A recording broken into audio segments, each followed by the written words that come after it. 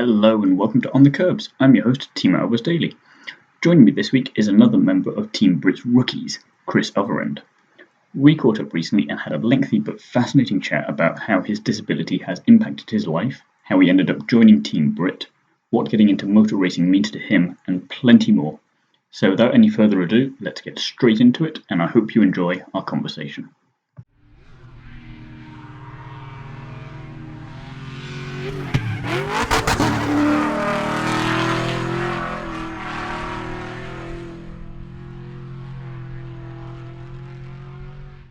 Hi Chris, thanks for being here today. First of all, how are you?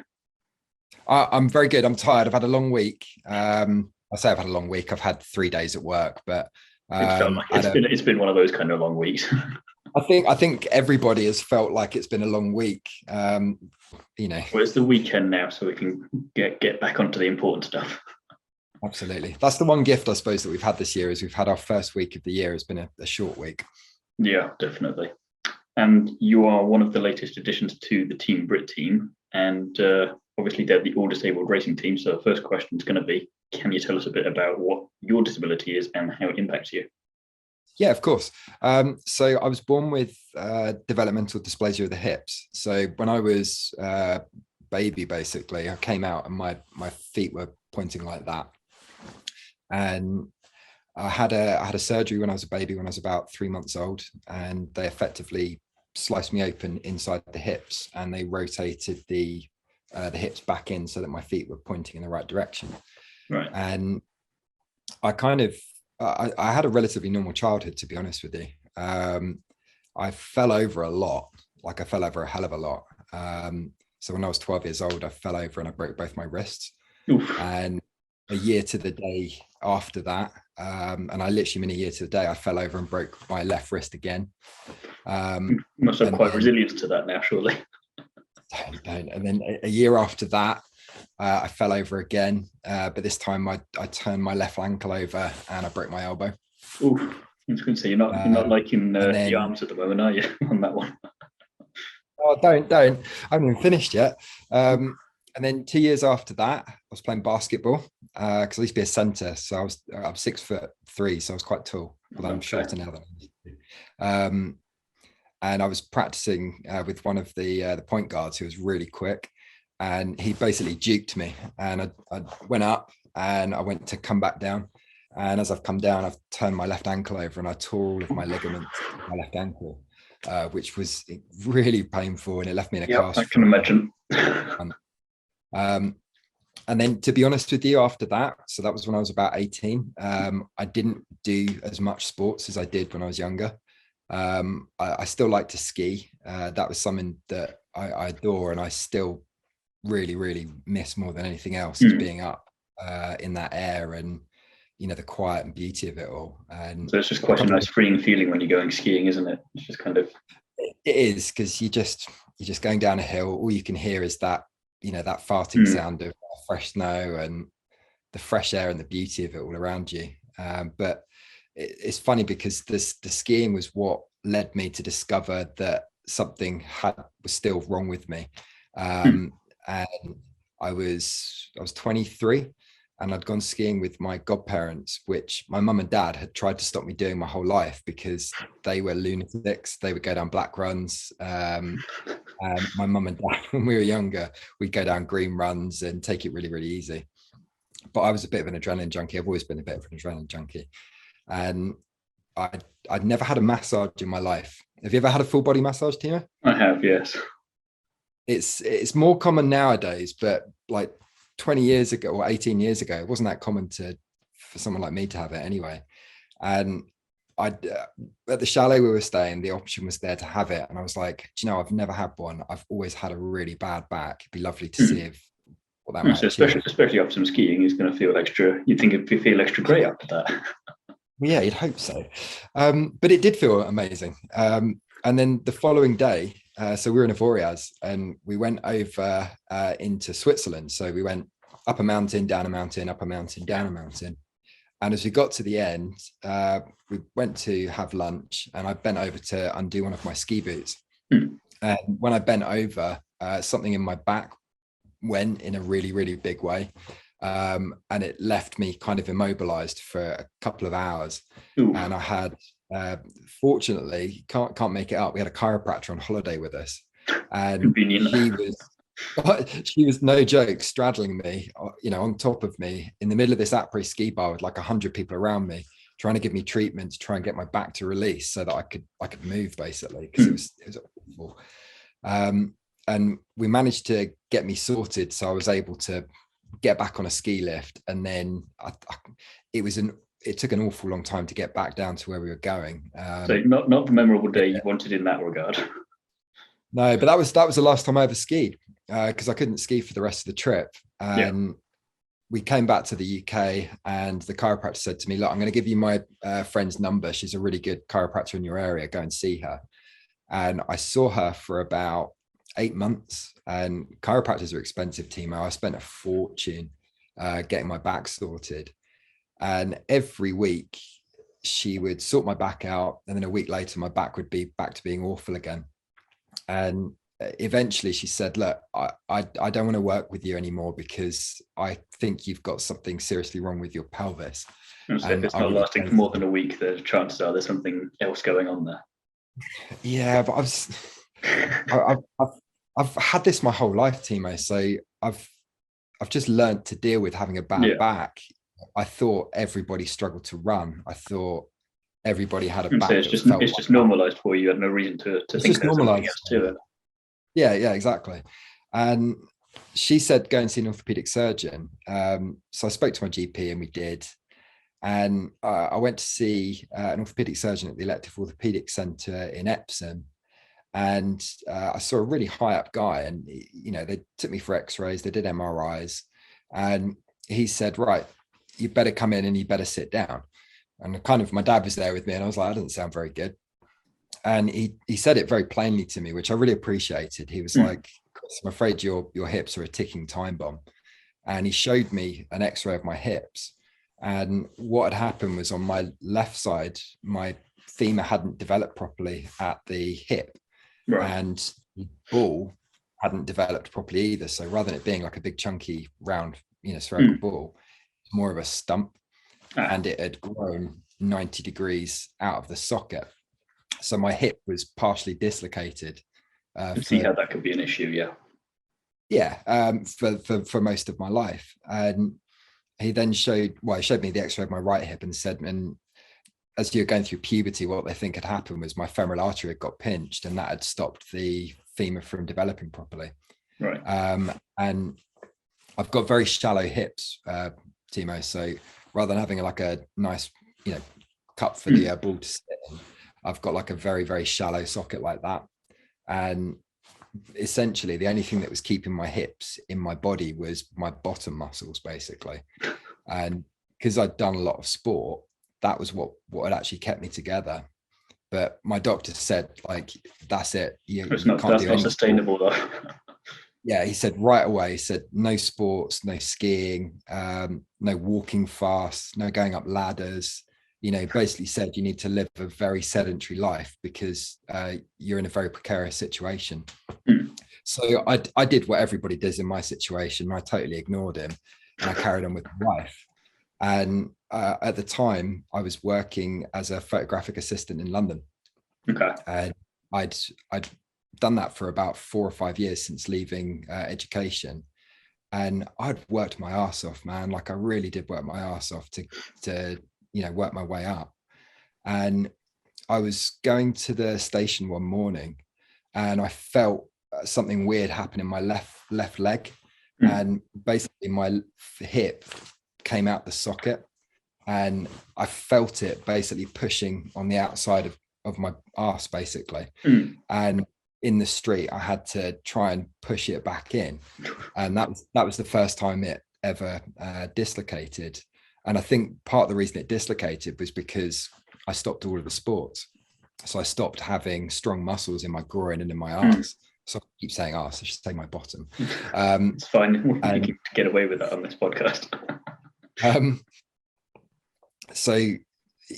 relocated it in the street, and we got in touch with my doctor, or my surgeon rather. And did you carry on with your day then, and then deal with it? No, did you immediately start, right, that's back in. No, I phoned up.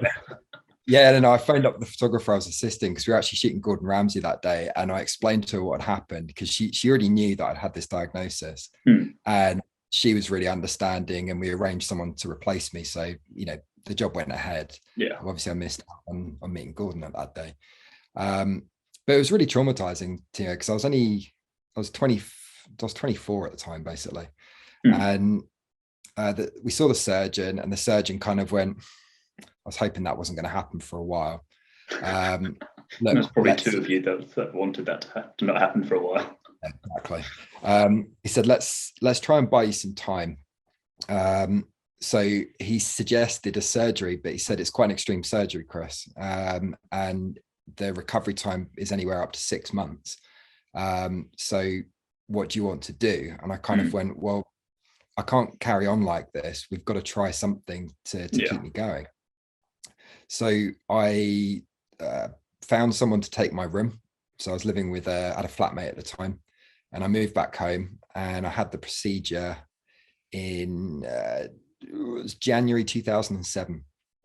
And the very last job I did, Timo, we went to 10 Downing Street and we shot the Prime Minister at Christmas 2006.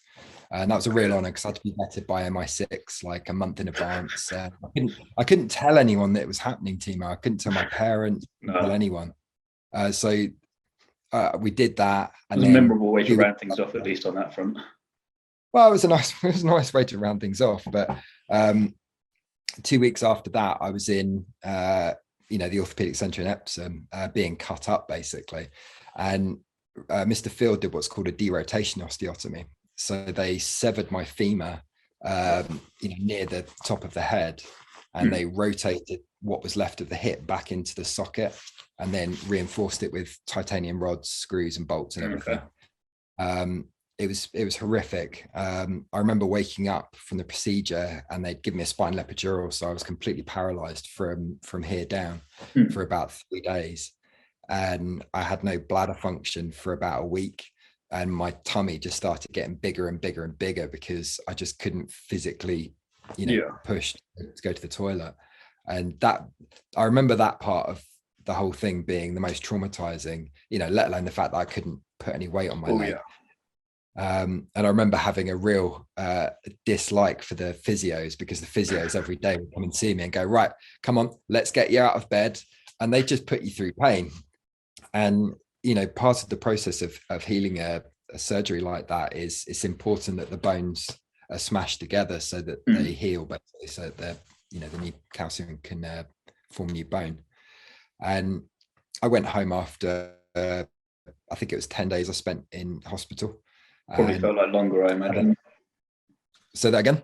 Probably felt like longer than 10 days. Oh, it felt like an age because we didn't have smartphones. Of course. I had an iPod Touch that I could play solitaire on, but I had no internet. Very long 10 days. You have no idea. All I had was solitaire, books, and listening to music and talking to the people that are around me. And I was 30 or 40 years younger than everybody that was in that whole wing, because everybody was like in their 70s and 80s having hip replacements and knee replacements.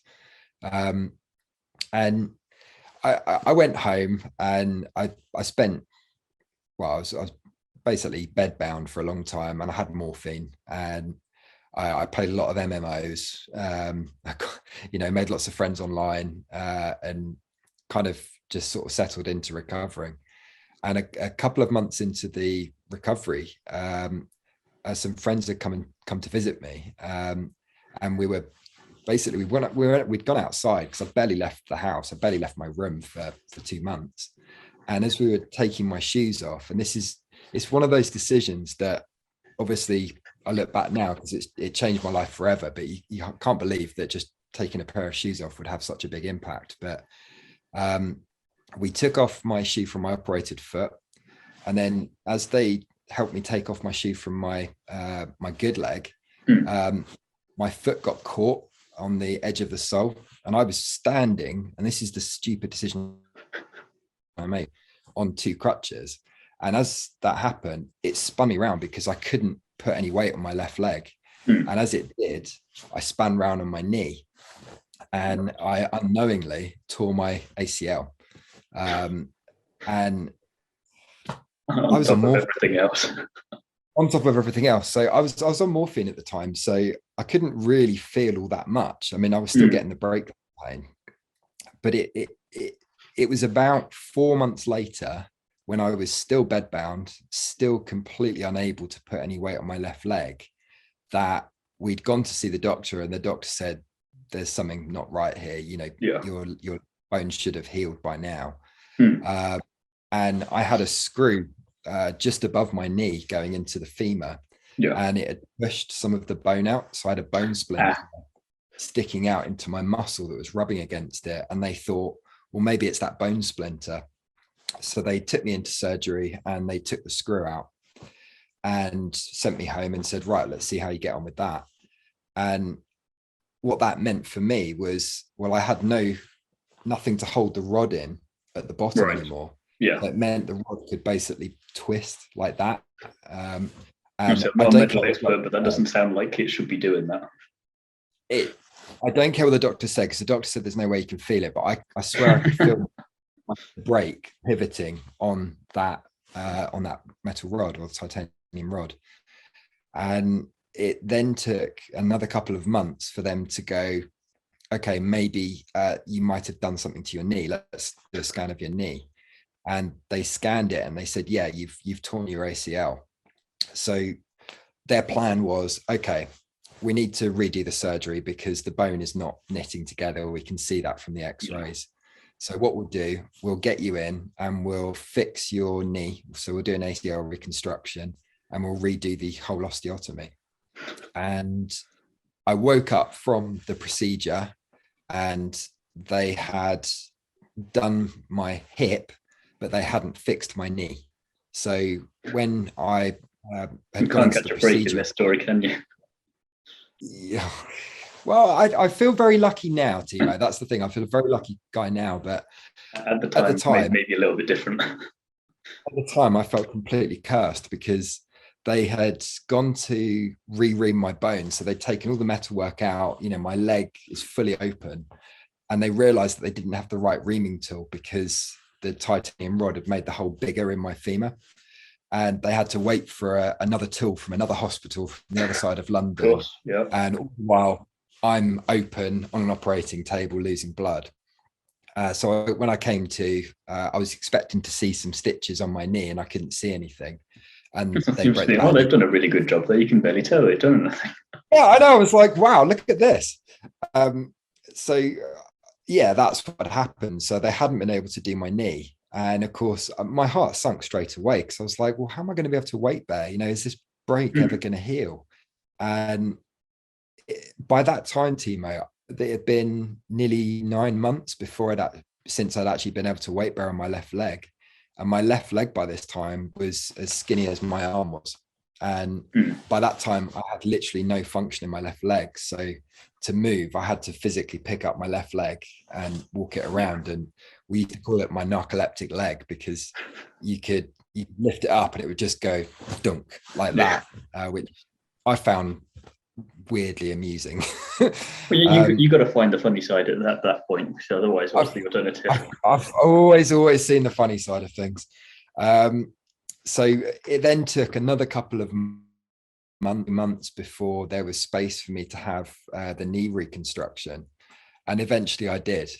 But by the time that had all done, it had been nearly a year since I'd had the original procedure, and I was permanently wheelchair bound, and the phone had rung several times for me to go and do work. And one of the phone calls I had was from an American guy called Michael, who wanted me to go to Switzerland with him to photograph ski resorts for a month. And I wouldn't have been 18-year-old me would have torn your arm off to go and do something like that. And I'm just there kind of trying to keep my career going by saying, I don't know if I'm going to be quite up for that yet, but call me back in a few months' time, and maybe we can. You want to be optimistic about it, but it's difficult. I had to be. And then a couple of months later, Chris, do you want to come to the Ukraine? We're going to go and photograph Chernobyl. I was like, yeah, but I can't walk. Could I do it in a wheelchair? Oh no, Chris, no. I need you to carry equipment for me. And by that time I kind of had worked out that that was it. My career was done. I wasn't going to be doing this again. And I had to reinvent myself, to be honest with you, because I had no future really. Because I had no ability to walk. My right leg was starting to really suffer because that was doing everything. I'd figured out new ways of getting around the house. Like I'd figured out I could have a bowl of cereal after my parents had gone to bed if I took a backpack with me, and I decanted the milk into a tonic bottle and then put the cereal and the bowl all in my bag. And then I would be able to take myself off into the living room and then take it all out and then sit there and eat. And it was very satisfying working all that out. But again, one thing to be able to do that in the house, another thing for trying to get out and about and do other things.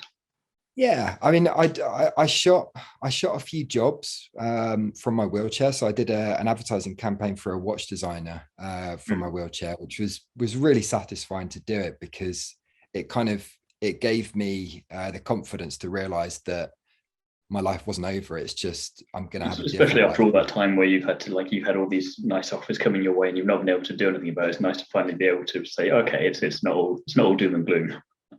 Yeah. I mean, I'd done all the education. I'd dedicated most of my life to this field, and I was determined that I was going to do something with it. But I was on crutches, but I wasn't really getting the work.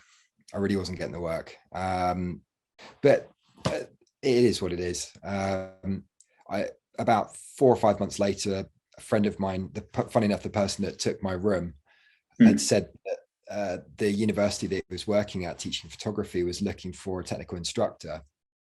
And he said, have you thought about education? You're not going to be doing anything like what you would have been in the industry. And they'll be after your brain, not your brawn.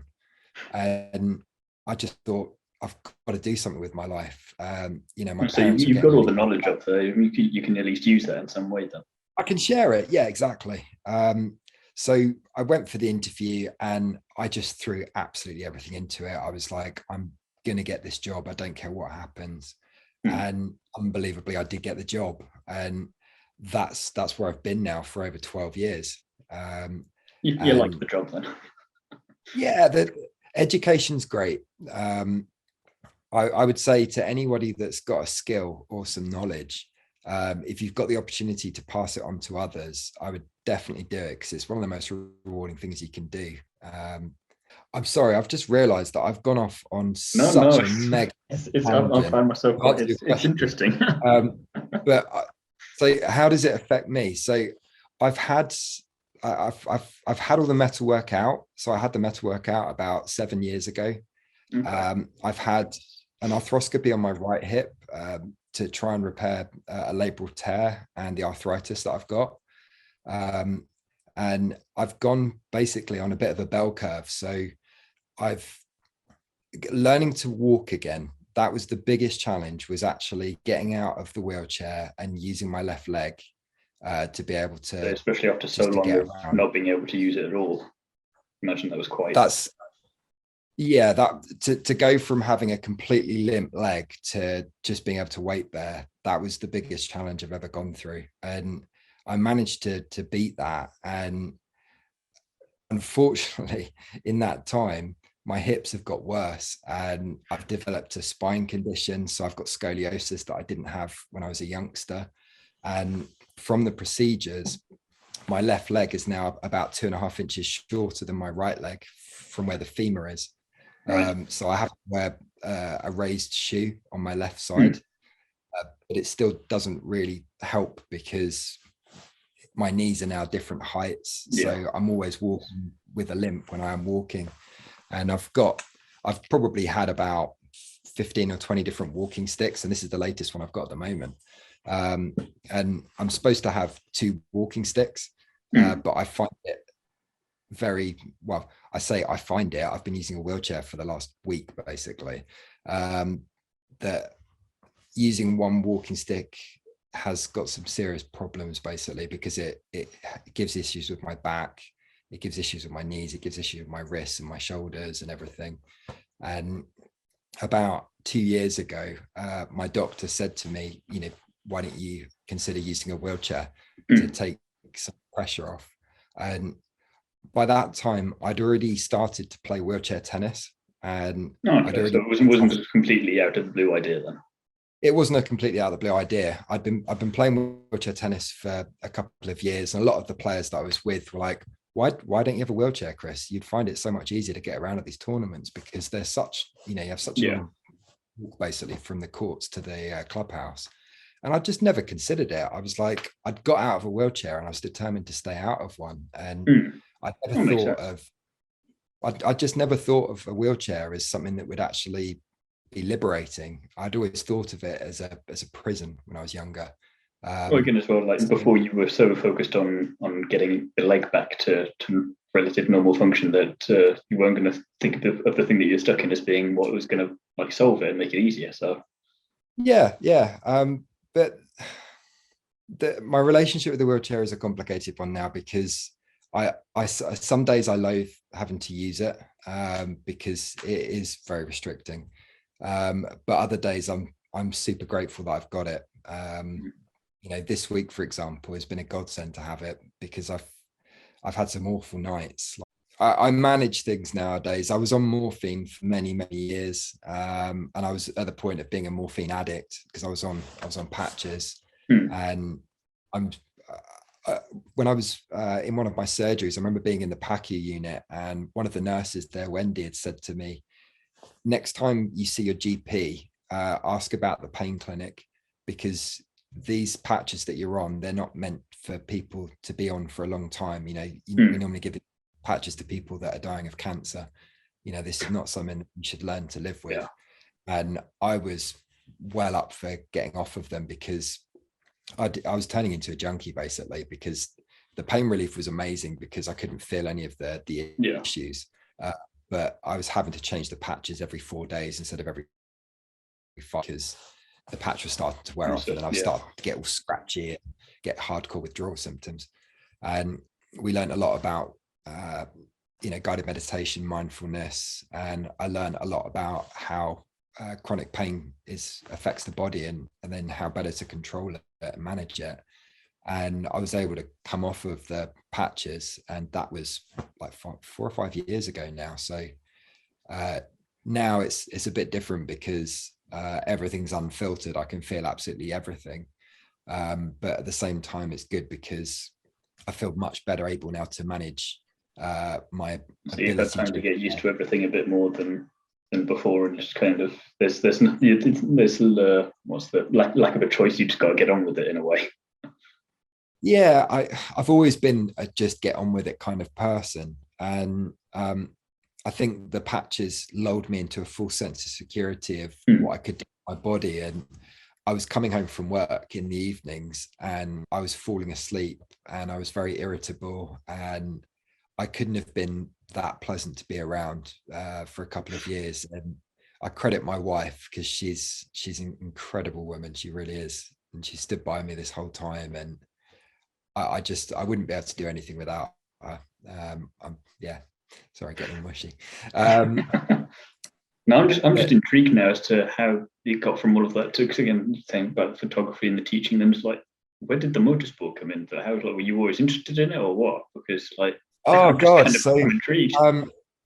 So when I was growing up, my friend's dad worked for Mobil Oil, and we used to go and watch we used to go to Brands Hatch quite a lot to go and watch different racing. And we used to go and watch the GT racing, so the McLaren F1s, the Ferrari F40s, and we watched it from a box, which was such a privileged thing to be able to do because you could see the whole circuit. And I remember obsessively asking my dad, is the McLaren doing 242 when it was coming down the straight, which of course it wasn't, but my dad would be like, yes, Chris, it's doing 240, yes. That. And I had scale electric sets, and that was something that my friend David and I used to love playing with, was like the Porsche 956. That was my god tier car when I was growing up. I loved the combination of the mechanical side of it the competitive side of racing, but then also the engineering beauty of a race car. It just really always sat with me as something that I loved watching. And I used to watch the Formula One with my dad all the time, religiously. The British touring cars, I used to love watching the super touring cars. So it's always kind of been there in the background then as something to maybe take your mind off the situation, but also you always just enjoyed it anyway. So it's kind of best of both. Yeah, absolutely. It was something that I loved to do. And when I was about 15, Gran Turismo had come out, and I didn't have a PlayStation. The only, I think I got a PlayStation 2. That was the first proper console I ever got, and it had Gran Turismo 3 on it.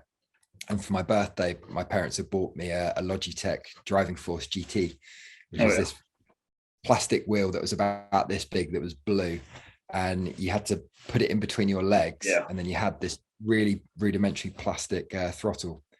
And I'd worked out really quickly that I had no control trying to hold it in my legs because I had issues holding on to it.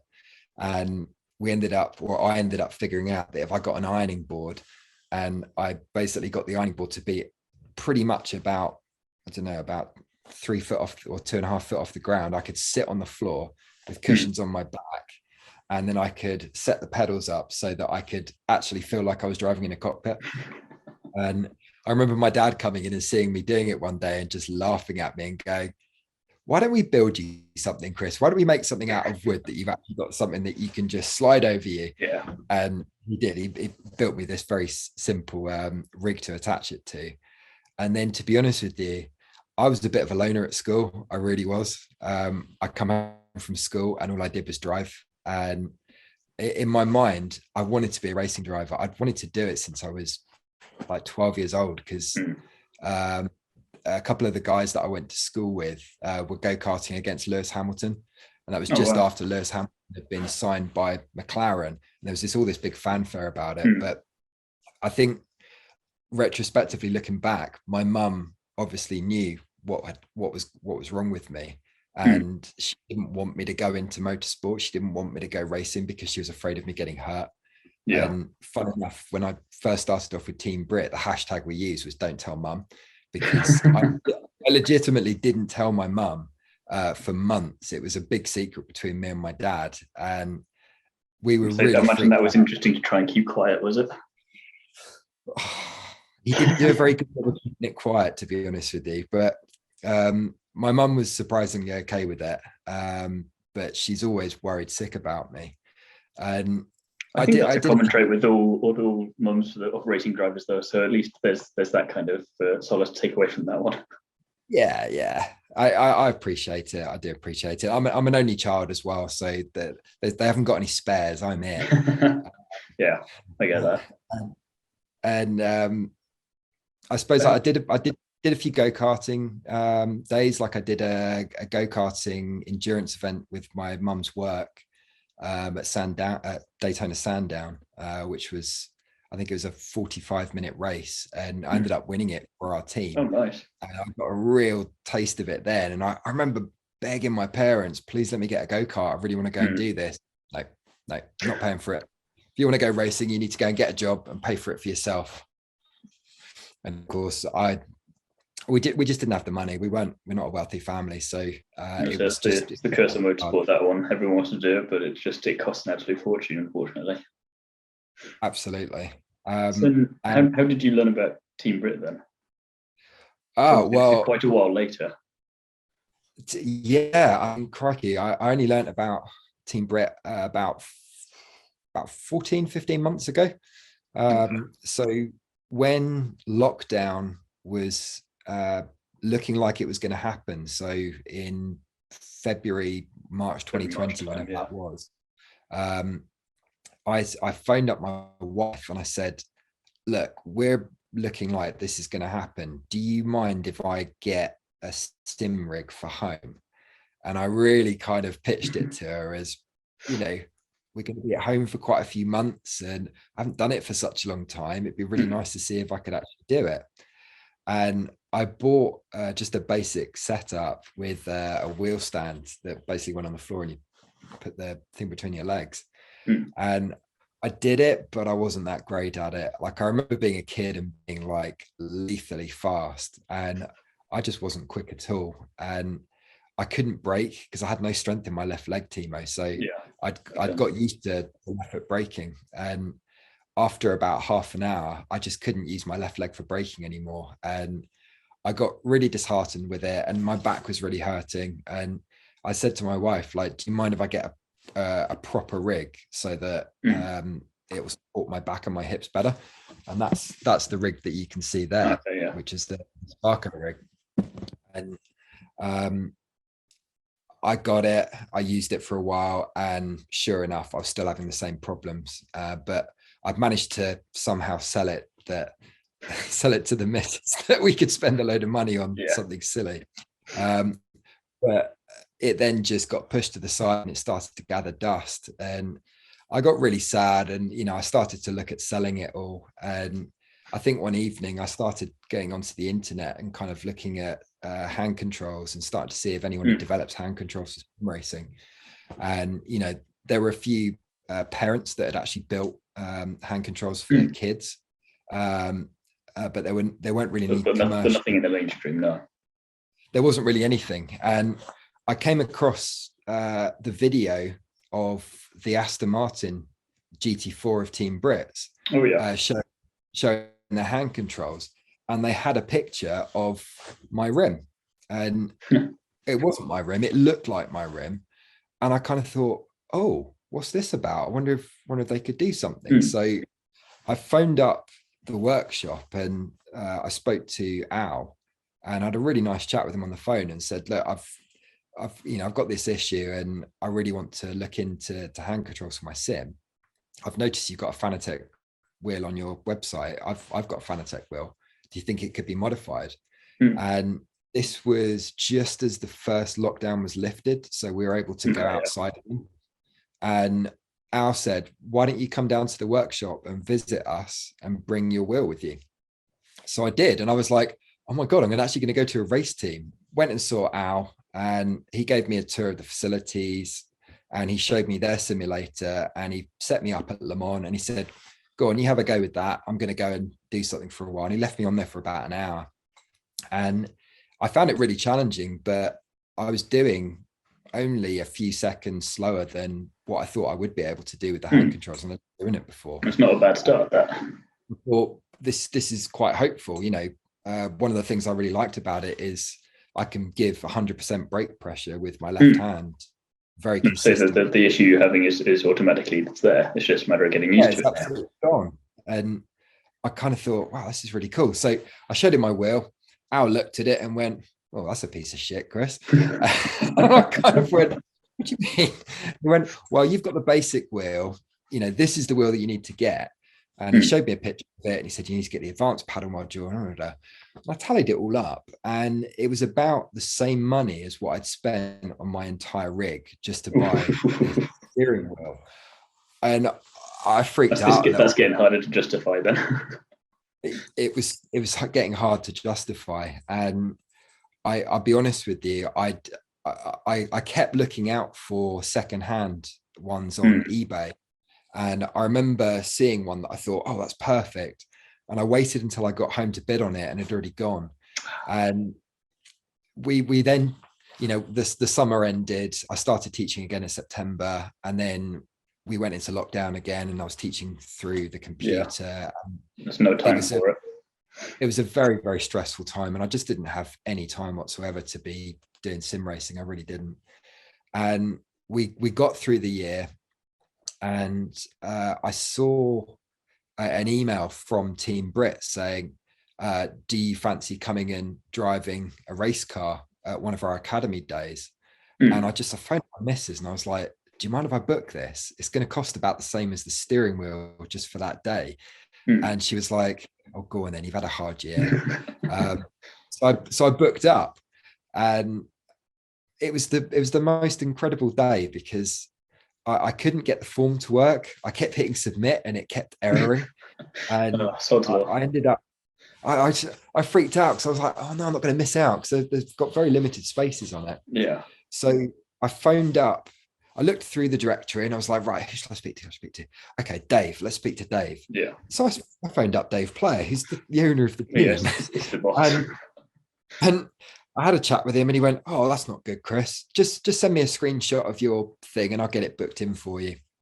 Perfect. So I did. And about an hour after that, I got a phone call. Oh, no, that's it. I got an email with his mobile phone number. Can you call me, Chris, please, right now? Yeah. All right.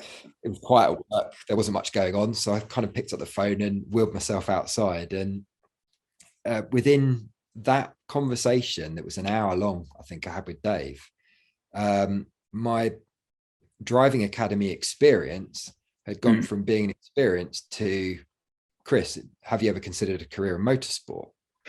I was kind of like, sorry, pinch me? Are you serious? Well, of course, I've always wanted to do that my whole life. So you don't need to be asked that question twice, are you? I don't need to be asked that question twice. So I said, absolutely, yeah, absolutely, I'd be interested in that. And he turned around and said, right, well, your academy day is no longer academy day. Your academy day is now a race assessment day. So we're going to assess you and see whether you've got what it takes to move on to the next stage. No pressure. No pressure or anything. So it was at Donington. And I was driving the Polo Academy car, and I had Jamie Folvey instructing me. It was amazing. I absolutely loved every second of it. I'd never driven on a racetrack before, and not only was I on a racetrack, I was driving a race prepared car, and there were properly thrown in the deep end. Oh God, thrown in the deep end. There was some insanely expensive cars going around on track with me. Some Ferraris, GT3 RSs, again, kind of pinch yourself moment in the car. It was a proper pinch myself from dreaming moment. And I took things really easily, and I listened to everything that Jamie said, and I made sure I kept control of the car the whole time. But deep down, I kind of knew that I could drive a lot quicker than I'd driven on the day. But what I knew was really important was I needed to prove to myself and prove to Jamie was that I was able to listen, I was able to take instructions. Yeah. And so you can always try and find some time later to get that bit quicker, but you need to prove that you've got everything else first. Yeah, absolutely. And I think my only goal that I set myself before the day was just don't get slower. Just make sure that I'm a little bit quicker in the lap. As long as I can see some progress, and that's the main thing. Yeah. And the day finished, and I said to Jamie, I was like, so, and he went, I'll get back to you. And that was it. And I kind of thought, oh God, did I mess up? Did I not go too quick? Did I go too fast? And the following day, I got a nice email from Dave basically saying, I've had a good chat with Jamie and we'd like to proceed to the next step. Could you please come? Yeah, a huge sigh of relief. Could you please come to Dunsfold, to the Top Gear track, because we've got our sponsors day, and we'd like to see you in the BMW 118. I was really excited because it's suddenly a rear-wheel drive car, and not only was it a rear-wheel drive car, it was a real race car. It was Luke's car that he was racing in the BRIT car. So as I arrived, Tyrone was already on the simulator, and as soon as I came in, Tyrone finished his laps, and they went, right, Tyrone's off. Your turn. Go and drive the 118. Your turn. And they stuck me on the sim, and I found it so difficult. Oh my God, I found it so hard because I was driving I think it was a GT3 McLaren at Silverstone, which is a track that I really struggled with on the simulator. And I'd used the hand controls for all of half an hour by that point. And there was a camera there watching me. Max Coates was there watching just because you didn't need it anyway. Yeah, and I really felt the pressure, and I kind of messed up a little bit. I lost control loads of times, and I threw everything out the window that Jamie had taught me, and just went in like a bull in a china shop basically. Yeah. And we finished that. They took me out to the track and then strapped me into the 118, and we did a few laps of Dunsfold, and it was fantastic. I absolutely loved it. We went. I think I only did about 3 laps, but Again, I'd got quicker each lap, and I felt So really that's the main confident. thing. And I went flat through the follow through. That was that experience of going flat through that, and basically having that tire wheel So you want to make it wobble. Yeah, felt it wobble, and that as I came around that corner, I felt the whole car kind of jink a little bit, and I remember screaming at the time with Andy, because I had Andy in the car with me, and that was such an elated moment for me. I had such a big grin on my face that afternoon, and so we finished that, and then they turned around and said to me, okay, we'd like to go a step further. We think we're going to progress with you, basically. And they took some press photos of me. Mm-hmm. I did another academy day at Silverstone about 2 weeks later, and then they drew up a press release and said, we'd like to invite you to the race team, basically. Are you happy with this? Yes. Yeah, I suppose. And then it's just been a bit of a whirlwind since then, to be honest with you. Yeah, it's going to sound like just, or just, do you mind if I book this academy day, and then just escalate very, very quickly? Yeah, it's been unbelievable. It's been, I think describing it as a roller coaster is a really good. It's accurate, I'd say. Yeah. And say then, what are your kind of ambitions for this year? Then, now that you've been thrown into the deep end, you've proven you can kind of deal with it. It would seem. So, what's next on your list? Well, I did one race in the BMW 118 at Donington, and the team have moved me up into the 240 for next year. So I'm going to be driving Andy's car, and we're going to be competing in Group 2, I think, in the BRIT car trophy series. And my teammate is James Whiteley, who's down at the Olympics here, who's incredibly rapid. So I've got a really fast teammate to hopefully keep up to scratch for. And that's something that I'm always, I've got in the back of my mind is I don't want to let my team down. I don't want to let my teammate down. It's good to have someone who's also quick and you can push each other and make sure you're getting the limit then. But my ambitions for this year is to gain experience and gain confidence with the hand controls. So like you're saying before, it don't have to be necessarily the fastest person there, but as long as you're improving each time and building up, then that's the main thing. Absolutely. I'm not expecting to start racing and get podiums immediately. But you won't complain if it happens. I'm not going to complain if it happens. That's what I'm going to go for, obviously. But I want to bring the car home in one piece. I want to bring myself home in one piece. And I want to do myself, the team, and my family proud. That's my main ambition for the year. I think the challenge is something that I really relish as well, more than anything else. Is that there is this it's not an expectation, but there's an expectation that we're not going to be fast, and I want to prove people wrong. But then what else is on your racing bucket list? We watched DTM at Zandvoort in, I think it was 2016, with those insane silhouette races. And DTM was something that's always really heavily interested me because I love high downforce cars, and the engineering that went into those is incredible. But now they're just GT3 cars.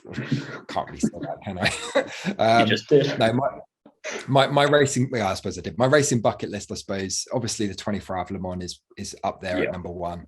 I'd love to do a Dakar. I'd absolutely adore to do a Dakar and do a cross-country blast in some rally road cars. But I think a close second to Le Mans would be the Goodwood members meeting. So I'd love to see a classic race car with hand controls modified. So it'd be pretty cool to see that. And I think that'd be really cool. Opposite lock, like either in a little mini or something really, really silly, like a Falcon or maybe a Ford Galaxy 500. That would be amazing. Because the members meeting that's one of my favorite race weekends to go and watch. That is definitely. And again, there's no reason necessarily why none of that could happen. Because I mean, this team's ambition anyway, and Dakar, it'd be great to get that technology into the hand controls into those kind of cars and see what it'd be like in those conditions as well. So who knows? If you could see the sorts of cars that they've put these hand controls into, there's absolutely no reason why we couldn't put it into absolutely anything. There really isn't. So then, do you have any motorsport role models? Oh, I've got tons of motorsport role models. I'll I limit you to mean, three. you limit me to three. Okay. Oh, you can't do that. Can't do that to me. I There's was, so I was going many. to go for one, so I can always do worse. Well, I mean, David Butler is a huge role model. Absolutely huge. I wouldn't be able to race were it not for David Butler and all the efforts he made in getting, basically not clearing the path, but he drove it forward so that people with disabilities could actually race. Because before him, nobody was allowed to do it. It was a blanket ban on it. And that was due to what happened to Archie Scott Brown. That was it. Archie Scott Brown, who was he was the first disabled racing driver who had a big crash at Spa and sadly lost his life. But they banned people with disabilities for racing after that. And David Butler was the man that basically pushed it forward. So definitely him. Alex Zanardi is just a personal hero of mine. Nothing can quite keep him down, it would seem. No, I know. And I really, really wish him and his family well. And I hope his recovery from, that awful incident can be put behind him and he can come back. So from what we've seen recently, it looks like it's moving in the right direction there. So that's a good sign. Yeah, I mean, the guy's a hero. And I suppose the last person would be Alan McNish, because I remember meeting Alan McNish not long after I'd had my surgery. And we'd been given some passes to the Festival of Speed, and nice. I remember him seeing me and really making an effort to hold the door open for me. And I know that seems really silly for why I look up to him, but I look up to him as a racing driver as well. It's the little things that not everyone does for whatever reason. It's appreciated. He is just a first-class gentleman, and he's an absolutely rapid racing driver. And I really aspire to his consistency and his speed, and just him really. I very much look up to Alan. It's a good three. I may have limited you there, but I think you managed with it. Yeah, I've got a bookload of more, mate. I've got a bookload of more. Those three were right at the top, really. So then, moving away from motorsport a bit, you saying about photography and it was your first passion and everything. What is it about photography that you just love so much? Well, I could never draw, Timo. I could never draw to save my life, but I was always interested in art. And I always wanted to be a movie director when I was growing up, because there was just something about a really talented movie director that could tell a story that would actually mean something to me. And I definitely grew up in a golden age of Hollywood and just cinema in general, where the writing was amazing, the acting was amazing, the technical abilities were just perfect. And there are a lot of really good films that that I really kind of related to and made a big impact on how I grew up, to be honest with you. And that ability to be able to tell a story through pictures and realizing that you can have a positive impact on someone's life, it made me want to do that. And photography for me was something that you needed to do in order to understand how to tell a story through pictures. And to be honest with you, I started doing photography for that reason. And then initially I struggled. I wasn't very good at it. But once I started photographing people, I really enjoyed the challenge of getting people to relax in front of the camera and trying to get someone's true face, because when you have your picture you want that real image, don't you? You don't want something, you want the genuine kind of real. Yeah, you want the real image. So you want the person's real face. And I absolutely adored, well, there's loads of photographers that I could reel off that I've adored, but that's another separate list next to the racing drivers. Yeah, it's another separate list, but I like the technical challenge of lighting, of achieving a set look to things. And for me, approaching photography as a technical exercise was something that I really, really enjoyed. And that shows me as an assistant, because I would help the photographer set up the set to get the shot. And I did that for such a long time. And I worked for about 40 or 50 different photographers. And we did all sorts of different things, from animals to celebrities to, to still life. And I just really adored the whole process of getting something out of nothing. If you see what I mean, starting off with a black image and then putting hours and hours of work into something really, really beautiful at the end of it. And for me, that's what I've loved about photography, is creating something out of nothing, basically. And you're saying about wanting to, like, toying with the idea of being a director or some kind of, if Team BRIT ever needed documentary making, they've already got the person for it, haven't they? They've already got the person for it, and I would love to go and work alongside them. I've mentioned it a couple of times and said, I'll give up my job, mate. I'll come and do it Just with keep you. planting that seed. Yeah, I've got to plant the seed, but I've got a mortgage and I've got responsibilities. I've got cats to feed, and mine are maybe in the future. For now, I'm fully committed to education, and I'm fully committed to my job. So that is just a pipe dream at the moment, unfortunately. Well, then again, you said that about the motor racing at one point, and look at you now. So then we're getting to the silly end of the questions now, because that's always the way with me. What do you wish grew on trees that doesn't? Time. All right, we went. Oh, I'll go for a silly question. You go all deep on me. Fair enough. Sorry, when I thought about the question, I was like, what do I wish that grew on trees? Absolutely, time. I'd like to be able to sleep more. I'd like to be able to spend more time with my wife. I'd like to spend more time with my family. I'd like to be able to spend more time on the simulator or on the track. Or 24 hours, not enough hours in the day. I'd like to spend 3 hours with my students instead of the 2-hour slot that we get, so that we don't have to rush through things. Yeah, that's an easy one for me to answer. Time is definitely the thing that I wish grew on trees. So then finally, if you had to get a tail, which animal tail would you choose and why? Okay, so the tail that I would have is a tail from a ring-tailed lemur. Research has been done in this question, I sense. Yes, very much. Is this, what was I going to say, the reasoning behind? Well, because I like to move it. I wasn't sure if we were going to go for something more there, or if it was going to be the Madagascar reference, but I'm perfectly on board with. No, it's the Madagascar reference. I like to move it. Fair enough. I can't think of anything better to end on that one. Right. Well, it's been absolutely fascinating chatting with you today, and I want to thank you for coming on, and wish you the best of luck with everything in 2022. Oh, Timo, thanks for the time, and thanks for letting me tell my story, I suppose. And no, it's been fascinating. I look forward to next year and what the future holds. And I hope people that are in similar situations to me can, not realize that you can do more with your life, because that's a stupid thing to say, but just don't give up. I was really close to giving up on so many different times, and it is really easy to feel like that. And there's always another option. There's always other options. You've always got your mind. If you can't use your brain, you can use your brain. Yeah. Well, perfect. Thanks again. All right. Thanks, Timo.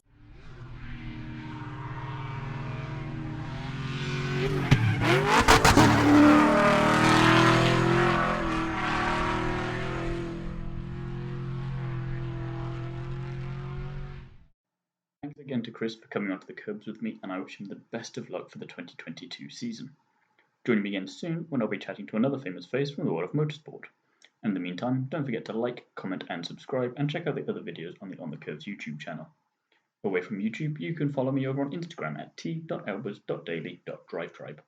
Thank you for listening, and I'll see you again next week for the next episode.